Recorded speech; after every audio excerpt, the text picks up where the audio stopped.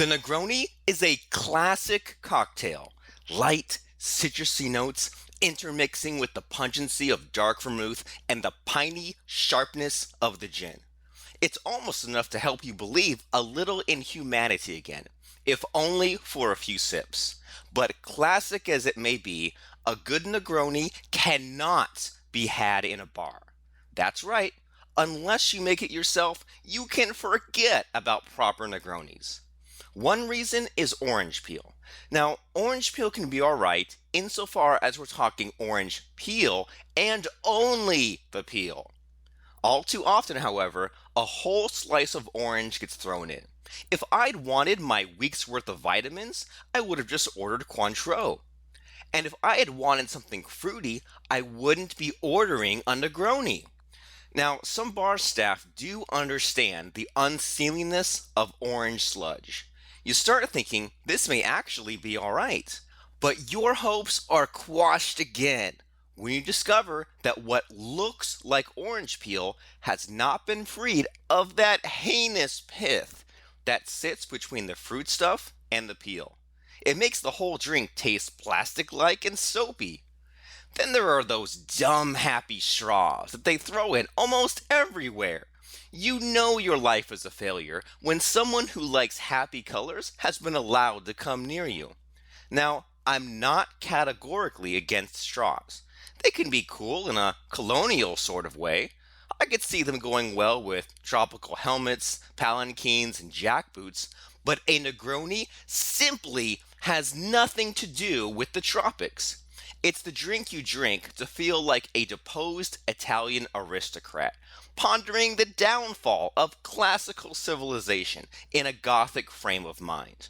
By throwing in those straws, the bartender is depriving you of the opportunity to feel like a connoisseur among the ruins.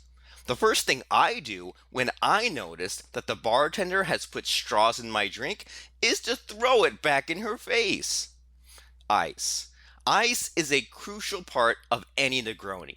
But for some reason, high-end bars will substitute regular ice cubes, which is what you should be putting in a Negroni, for one ridiculously huge chunk of ice, as if this is supposed to be special. What are they trying to do? Sink the Titanic? Cocktail glacier dilution deluge is not why I ordered a Negroni. It gets in the way of you downing the drink in a few goes as well. Such an enormous chunk of ice acts more like a plug than a cooler. It causes congestion on the alcohol highway. Once a girl even told me that she liked those gargantuan ice cubes as it made her Negronis have less of a bite. She said it with a straight face, as if she hadn't just betrayed everything that's good about the drink. It reminded me of those people who put a few drops of coffee into a glass full of milk and have the nerve to say they're drinking coffee. Buddy, if it's not at least 80% coffee in that cup, then it isn't coffee. And if your palate isn't beaten to within an inch of its life with each sip, then your drink is not a Negroni. The one good thing you can say about Negronis at bars is that almost all bars use Campari and don't succumb to the silliness of thinking that other bitters can do the job. But on the other hand, almost all of them swap simple red martini for some rare high-end brand of artisanal red vermouth. They think this makes the drink more exotic, but the fact is that almost none of those vermouths can stand up to the massively pungent broadside of the lowly red martini.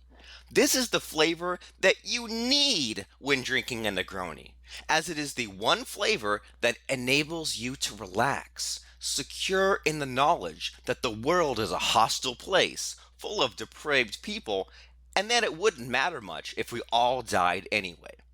So in conclusion, you should absolutely refuse to gratify bars in their pompous conceit that they know how to make a Negroni. If you absolutely must have Negronis at bars, order glasses of martini, Campari, and gin separately and mix them yourself. If they don't have red martini, and they very likely don't, There is nothing wrong with drinking Campari and gin either. At least it won't be a botched Negroni.